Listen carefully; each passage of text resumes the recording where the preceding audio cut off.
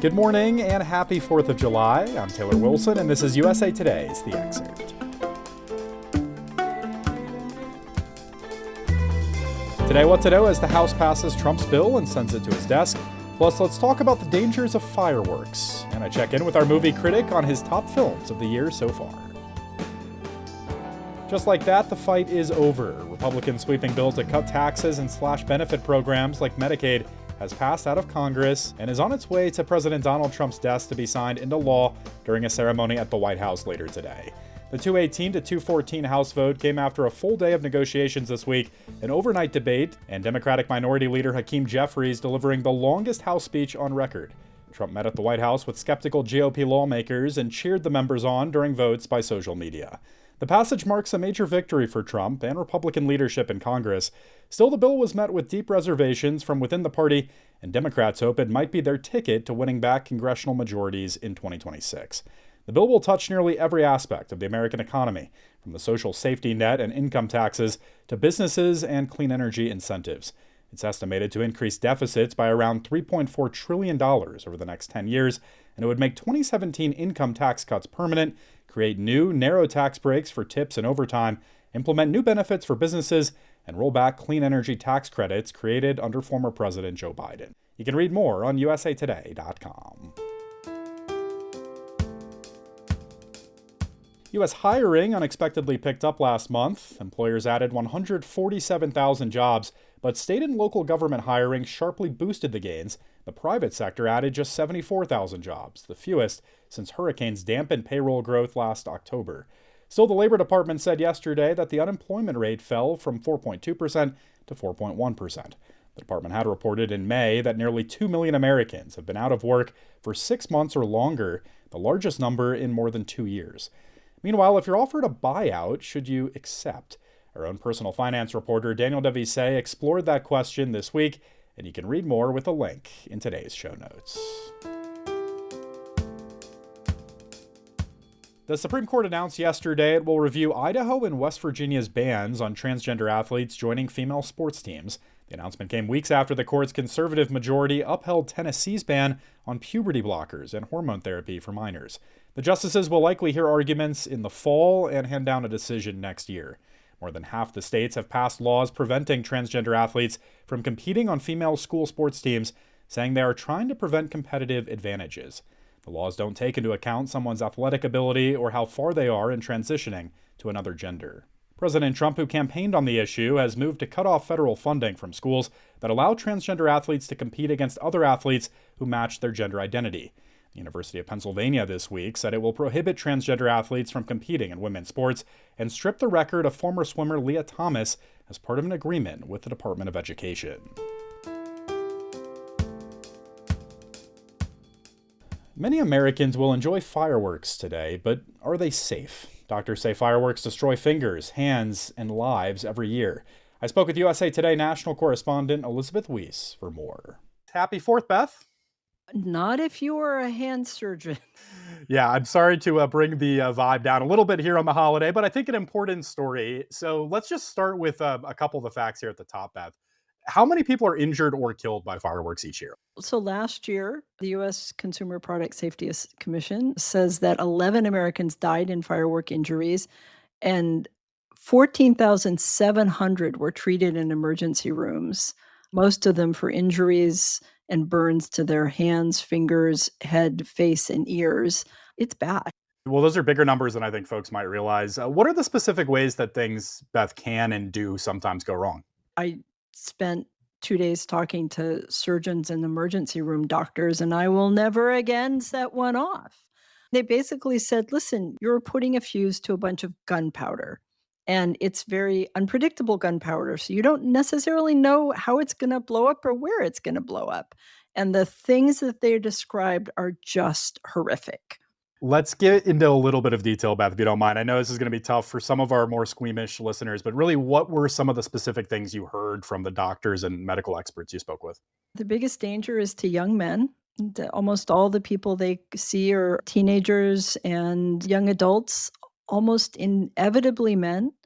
Often they're hanging out with their friends. Sometimes they're drinking or smoking weed, and sometimes they're not. 1 second totally changes your life in ways that you can't even imagine. The most common thing was people are holding the fireworks while they light them, or they're holding them for somebody else while they light them. This is ones that are meant to be put down on the ground and you light them there, or they're trying to hold them and aim them either up into the air or at someone. That's not good.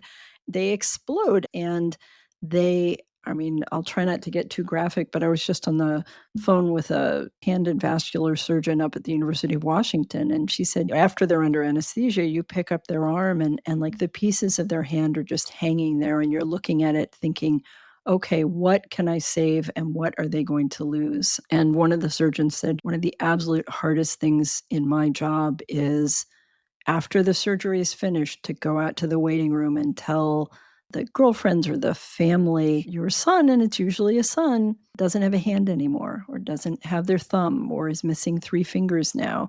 One emergency room doctor said, "Do you think these things are sold? So they've got to be safe, right?" But they're not if you don't use them the way they're meant to be used, and sometimes not even that. I mean, the other really dangerous point is that you're supposed to light the fuse and then back away quickly so you're far away, but, sometimes there are duds, and people go up to figure out what happened, and then maybe there's an ember or whatever is going on, and the firework goes off when they're near it or when they've picked it up, and it's a huge problem with kids because kids can go around if there was a dud, people aren't paying attention, and they go to see what happened, and then they pick it up, and the emergency room doc said, "Yeah, a smallish firecracker or something that, might just give an adult a nasty burn and maybe a hand laceration, is like that can blow a child's hand off." Folks will still set off fireworks today and this weekend. Beth, what are some of the safety tips to consider today and this weekend? Only light them one at a time. Don't ever try and do a bunch together because by the time you finish lighting the last one, the first one might explode. And then move back quickly. You do not want to be next to these things when they go off. Never hold a lit firework in your hand. Never try and relight or pick up fireworks that didn't go off, the duds. Those you want to douse with water and just leave them be. You can say this, it won't happen, but don't use fireworks when you're impaired by drugs or alcohol.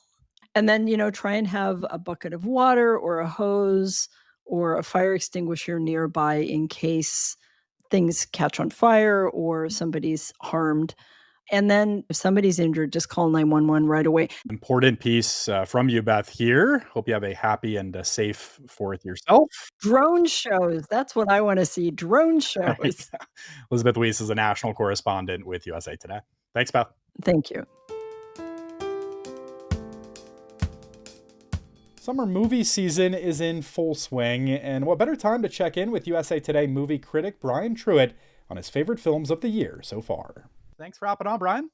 Thanks for always having me. Let's start with warfare, and you write that there's a realness to this movie and the brutality of war. Just overall, how did warfare land with you, Brian?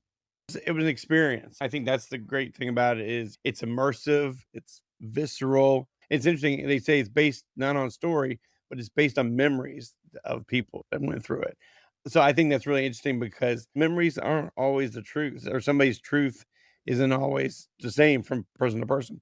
You feel like you're in action with them and you're rocked by it. Well, director Steven Soderbergh's latest film, Black Bag, also makes the list. What stuck with you here, Brian?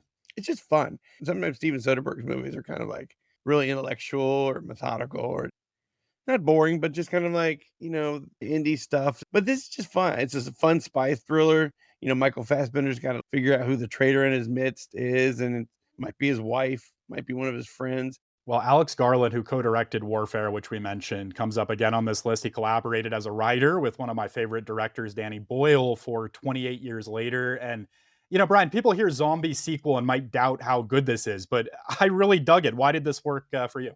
Because it's more of a story. You go back to 28 Days Later, a dude wakes up in London and like no one's there because there's been a zombie apocalypse and he's got to figure out things from there. And I mean, there's a story, but there's not much of a story. This is a world that's been changed 30 years after the rage virus happened. Everything is seen through the eyes of this little kid who doesn't know anything about this stuff. He didn't live through the rage virus. He goes to the quarantine mainland, meets infected people for the first time, meets a doctor for the first time, and just kind of wants to help his mom out because she has a sickness, but there's no doctors, so no one can cure her. It's a really interesting mix of horror, but it's very much about life and about family and how we deal with things from disease and sickness and death and everything. Well, let's talk about Sinners. I'm not surprised that this landed on your list. It became really this phenomenon when it hit theaters earlier this year. You have it as your number 2 movie of the year so far, Brian. I loved my experience. I think it was like largely helped by not really knowing anything about it when I bought a ticket, admittedly. I'd imagine it's hard for folks to have completely avoided hearing about it over the last few months at this point. But like, what was your experience with Sinners, Brian? And did you know what you were getting into? It's a vampire movie, so, I expect a vampire movie, but it's like so much more. I mean, it starts as two brothers coming home and they're gangsters and they might have worked for Capone, they might not, who knows? But definitely no one wants to deal with them. And they just kind of come home, they re-up with their musical cousin, they open up this juke joint. There's this whole musical number that like bends time and reality. And you got African dancers with this guy with a flying V guitar next to a DJ, and it's just crazy. And then the vampires come. Then it turns into a stay alive horror movie for much of it. And then it becomes a whole other movie at the end of it. So it blows up all the genres and kind of like is its own kind of like weird little wonderful thing. Just a reminder, stick around for after the credits, folks, if you haven't seen it as well. Two And things your number 1 movie, drum roll please, is The Life of Chuck.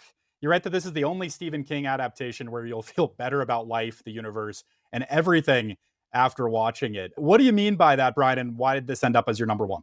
Usually when you go to a Stephen King movie or read a Stephen King book, a car's coming to life or a dog's trying to kill you or your hotel manager is trying to stick you with a knife. So much bad stuff. And it's always a great story. Heroes, villains, clowns, but it's not usually like a life-affirming experience. Life of Chuck is a life-affirming experience. Shawshank Redemption, to a certain degree, was a bit of a life-affirming experience, but although it was kind of in a jail, so it was still a little depressing. But it's like this 3-act character study told in reverse. It kind of blows up all expectation and genres, but it becomes something magical and touches your soul and makes you think about your place in the universe and how you interact with others and what do you think of yourself. So we're halfway. How has this year landed with you? Was it a good year for movies so far?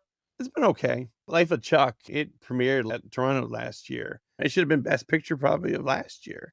It just kind of missed all the Oscar stuff and they pushed it to this year. But I mean, we've seen a lot of good action movies, not a lot of good dramas, I don't think. Black Bag, it's not really a drama, it's more like a fun mystery, spy thriller. I mean, we got fall, we got Oscar time for the good dramas. But like, it's been okay. The box office, not everybody's come back, but it's doing all right. But I feel like you've had these phenomenons like Sinners and like Mission Impossible. People really like Lilo and Stitch. I wasn't a big fan, but that's gotten kids back out.